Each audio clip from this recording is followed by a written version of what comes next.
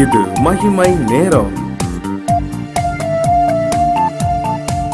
இனிதான நாமத்தினாலே இந்த 4வது நாளுக்காக உங்களை வாழ்த்தி வரவேற்கின்றேன். கடந்த 3 நாட்களும் கூட நாம் தேவனுடைய வார்த்தை நமக்குள் எவ்வாறெல்லாம் செயல்படுகிறது என்று சொல்லி நாம் தியானித்தோம். இந்த 4வது நாளில் கூட தேவனுடைய வார்த்தை நமக்கு எப்படியாக இருக்கிறதா, வித்தாக அல்லது விதையாக இருக்கிறது என்று சொல்லி நாம் வாசிக்கலாம். 1 பேதுரு 1 அதிகாரம் 23 வசனத்தில் நாம் இவ்வாறு வாசிக்கிறோம். அழிவுள்ள வித்தினாலே அல்ல, என்றென்றைக்கும் நிற்கிறதும் ஜீவனுள்ளதுமான தேவ வசனமாகிய அழிவில்லாத வித்தினாலே மறுபடியும் ஜெனிப்பிக்கப்பட்டீர்களே. அழிவுள்ள வித்து அல்ல, அழிவில்லாத வித்தாகி அந்த தேவனுடைய வார்த்தை என்று சொல்லி நாம் இந்த வேதத்தில் வாசிக்கின்றோம். பாருங்கள், இந்த வசனத்தில் நம்ம என்ன வாசிக்கிறோம்? ஜீவனுள்ள அழிவில்லாத வித்தாக காணப்படுவது தேவனுடைய வார்த்தை அல்லது தேவனுடைய வசனம். பாருங்கள், நம்முடைய தோட்டத்தில் நம்ம ஒரு வேளை நிறைய காய்கறி விதைகள் போடலாம், அல்லது பூச்செடிகள் போடலாம், அல்லது பழ மரங்கள் ஏதாவது விதைகள் போடலாம். எல்லா விதைகளும் ஆனால் முளைக்குமா என்று சொல்ல முடியாது இல்லையா? எல்லா விதைகளும் முளைப்பதில்லை. எந்தெந்த விதைகளில் ஜீவன் இருக்கிறதோ அது மட்டும்தான் முளை கிளம்பி என்ன செய்யும்? வெளியே வர முடியும், முளைத்து வெளியே வர முடியும். அதே போலத்தான் தேவனுடைய வார்த்தைகளும் நம்முடைய வாழ்க்கையிலே விதைக்கப்படும் பொழுது நாம் அதை ஜீவனுள்ளதாக நம்முடைய வாழ்க்கையிலே அதை நாம் எடுத்துக்கொண்டோம் என்று சொன்னால் நம்முடைய வாழ்க்கையிலும் அது வெளிவந்து கனி தந்து மற்றவர்களுக்கு பயனுள்ளதாக அது மாறுகிறது. இல்லை என்று சொன்னால் முளைக்காத ஒரு விதை அப்படியே அந்த மண்ணோடு மண்ணாக போய்விடுவதைப் போல நம்முடைய வாழ்க்கையும் கூட பிரயோஜனமற்றதாக, யாருக்கும் உபயோகமற்றதாக நம்முடைய வாழ்க்கை மாறிவிடும். நமக்கும் உபயோகம் இருக்காது, பிறருக்கும் உபயோகமற்றவர்களாக நாம் மாறி போய்விடுவோம் இல்லையா? பாருங்கள், நம்ம ஆண்டவருடைய வார்த்தை நமக்குள் இருக்கும் என்று சொன்னால் அது நிச்சயமாய் கிரியை செய்ய ஆரம்பிக்கும். நமக்குள் தேவனுடைய வார்த்தை இல்லை, நம்ம ஏதோ கேட்குறோம், ஒரு காதில் கேட்டு இன்னொரு காதில் விடுறோம். வாரத்துக்கு ஒரு நாள் ஆலயத்துக்கு போகிறோம், ஏதோ யாரோ பிரசங்கம் பண்ணுறாங்க, பாதி நேரம் தூங்குகிறோம், பாதி நேரம் வசனத்தை கேட்குறோம், அது ஒரு காதில் போயிட்டு இன்னொரு காதில் இருந்துச்சு, இது வெளியே வந்துடுது. இப்படிலாம் இருந்துச்சுன்னு சொன்னால் நம்முடைய வாழ்க்கையிலே வேத வசனங்கள் நமக்குள் உயிருள்ள வித்தாக நம்முள் அது நிலை பெற்று இருக்க முடியாது. நாம் உயிரோடு ஒரு நல்ல விதையாக நாம் மாற வேண்டும் என்று சொன்னால், இந்த தேவனுடைய வார்த்தை நமக்குள் இருக்கும் என்று சொன்னால் நாம் அநேகருக்கு பயனுள்ள ஒரு பாத்திரமாக நாம் விளங்க முடியும். ஏதோ கடமைக்காக தேவனுடைய வார்த்தை நாம் வாசிப்போம் என்று சொன்னால் அதில் நிச்சயமாக ஒரு பயனும் இருக்காது. நம்முடைய வாழ்க்கைக்கும் அது பிரயோஜனமற்றதாக இருக்கும், மற்றவர்களுக்கும் அது பிரயோஜனமற்றதாக நாம் இருப்போம் அல்லவா? ஆனால் தேவனுடைய வார்த்தை உங்களிலும் என்னிலும் நிலைத்திருக்கும் என்று சொன்னால் அது உயிருள்ள ஒரு விதையாக நம்முள் உயிரோட்டம் உள்ளதாக நம்முடைய இருதயத்துக்குள் பதிக்கப்படும் என்று சொன்னால் அழியாத வித்தாகிய அந்த ஜீவனுள்ள தேவனுடைய வசனம் என்று சொல்லி வேத வார்த்தை கூறுகிறது. பாருங்க, வேத வசனத்திற்கு ஜீவன் இருக்கிறது. நம்ம அதை என்னைக்காவது உணர்ந்திருக்கிறோமா? ஏதோ கடமைக்காக வாசிக்கிறோம்ல, அந்த ஒவ்வொரு எழுத்தும் பாருங்க, நான் வாசிக்கும் பொழுதே நம்மோடு கூட பேசுகிறதா இருக்கணும். முகமுகமாய் ஆண்டவர் நம்மோடு கூட பேசுவதை நம்மால் உணர முடியும். அந்த வார்த்தையிலே ஜீவன் இருப்பதை நம்முடைய வாழ்க்கையில் நாம் உணர்ந்திருக்கிறோமா? இந்த வாழ்க்கையில் நாம் வேத வசனங்களை நாம் வாசிக்கும் போது, நான் தங்கியிருக்கிற இடத்துல தனியாய் அமர்ந்து வாசித்து கொண்டிருப்பது அந்த எழுத்துக்கள் எல்லாம் அப்படியே நகர்வதை போல ஒரு உணர்வு எனக்குள் இருக்கும். பாருங்க, ஆவியானவர் அந்த வசனத்தின் மூலமாக, அவருடைய வார்த்தையின் மூலமாக என்னோடு கூட பேசுவதை நான் பல முறைகளிலே நான் உணர்ந்து கொள்ள முடியும். அது அப்படிப்பட்ட ஒரு ஜீவனுள்ள ஒரு வார்த்தை.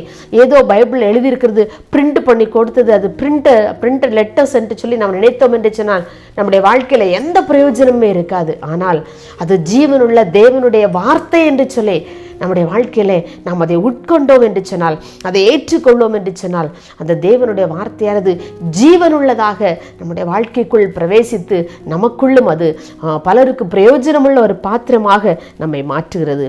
அழிவுள்ள ஒரு விதையினாலே அல்லது ஒரு விதை முளைக்காமற் போகிறதுனாலே எந்த ஒரு பயனுமே இல்லை.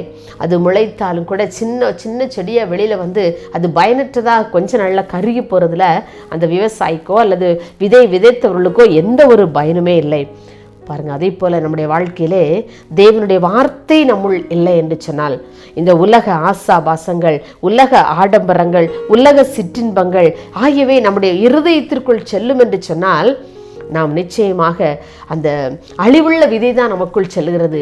அழியாத ஜீவனுள்ள வார்த்தை நமக்குள் செல்லாமல் இந்த உலகத்தின் காரியங்களே நம்முடைய இருதயத்திற்குள் செல்லும் என்று சொன்னால் நாம் யாருக்கும் பயனற்றவர்களாக மாறி போய்விடுவோம். ஆனால் அழிவில்லாத வித்தாகிய அந்த ஜீவனுள்ள வசனம் நமக்குள் இருக்கும் என்று சொன்னால் நாம் அநேகருக்கு பயன்படும் ஒரு பாத்திரமாக ஆண்டவர் நம்மை தெரிந்தெடுப்பார். அநேகருக்கு பிரயோஜனமாக நம்மை மாற்றுவார். எபேசியர் 4:12 இவ்வாறு கூறுகிறது, தேவனுடைய வார்த்தை ஆவியையும் கணுக்களையும் ஊனையும் பிரிக்க வல்லது, இருதயத்தின் நினைவுகளையும் யோசனைகளையும் வகையிருக்கிறதாயும் இருக்கிறது. நம்முடைய வாழ்க்கையில வேத வசனம் எப்படி செயல்படுகிறது?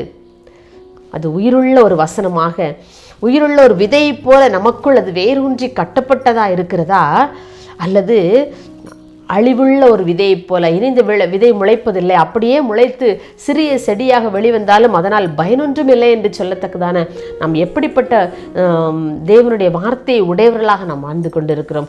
உயிருள்ள விதைகளாக நாம் இருக்கிறோமா, உயிரற்ற விதைகளாக நாம் காணப்படுகிறோமா?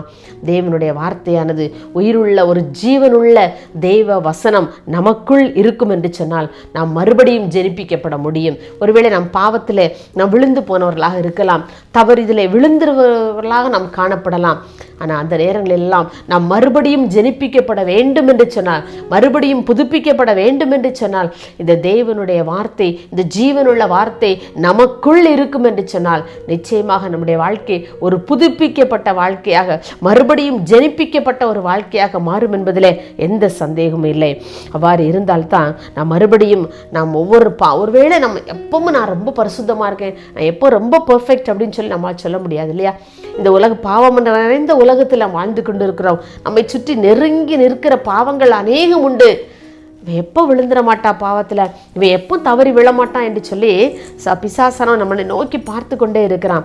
அந்த சூழ்நிலையில் கூட நாம் அந்த வேத வசனங்களாகிய ஜீவனுள்ள வசனமாகிய தேவனுடைய வார்த்தையாகிய அந்த வசனத்தை நாம் பிடித்து கொள்வோம் என்று சொன்னால், அது நம்முள் உள் வாங்கி அந்த தேவனுடைய வார்த்தைகளை நம்முள் நிலை பெற்று நம்முடைய இருதயத்தில் பதித்து கொண்டோம் என்று சொன்னால் நிச்சயமாக நம்மை ஆண்டவர் ஒரு பயனுள்ள பாத்திரமாக பயன்படுத்துவார். அநேகருக்கு உபயோகமான ஒரு பாத்திரமாக பயன்படுத்துவார்.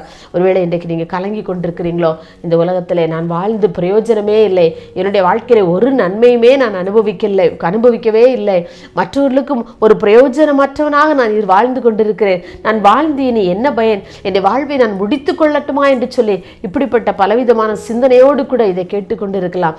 எனக்கு அன்பான சகோதரி, உங்களுடைய வாழ்க்கையில இந்த தேவனுடைய வார்த்தை எவ்வாறு செயல்படுகிறது என்று சொல்லி நீங்கள் அந்த வேதத்தை வாசிக்கும் பொழுது அந்த ஜீவனுள்ள தேவ வசனமாகிய அந்த அழிவில்லாத வித்தினாலே நாம் அந்த அழிவில்லாத வித்தை நம்முடைய வாழ்க்கையில ஏற்றுக்கொண்டு இருக்கிறோமா என்று சொல்லி ஒரு நிமிடம் சிந்தித்து பாருங்கள். உங்களுடைய வாழ்க்கையில இந்த அழிவில்லாத வித்தை உங்களுடைய வாழ்க்கையில உங்களுடைய இருதயத்தில் நீங்கள் பதித்து வைத்திருப்பீர்கள் என்று சொன்னால் அநேக பயனுள்ள பாத்திரமாக, அநேகருக்கு உபயோகமான ஒரு பாத்திரமாக ஆண்டவர் மாற்றுவார் என்பதிலே சந்தேகமில்லை.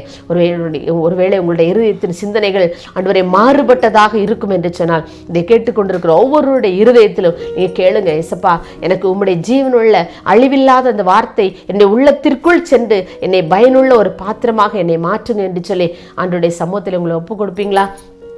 மகா இரக்கம் கிருபை நிறைந்த சாமி, இந்த அருமையான இந்த 4ஆம் நாளிற்காக உமக்கு நாங்கள் நன்றி செலுத்துகிறோம்ப்பா.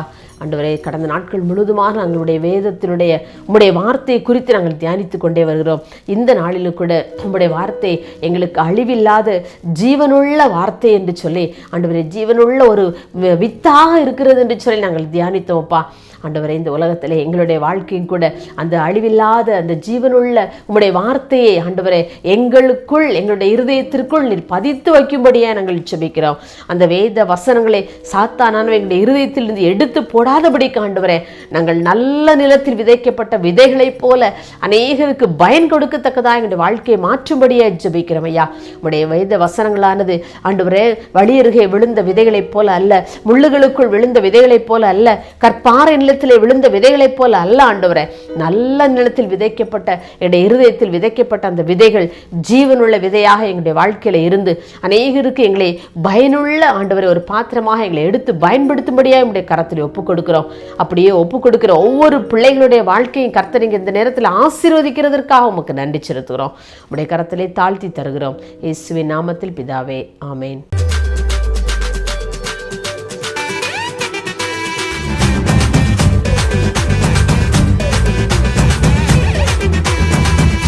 மகிமை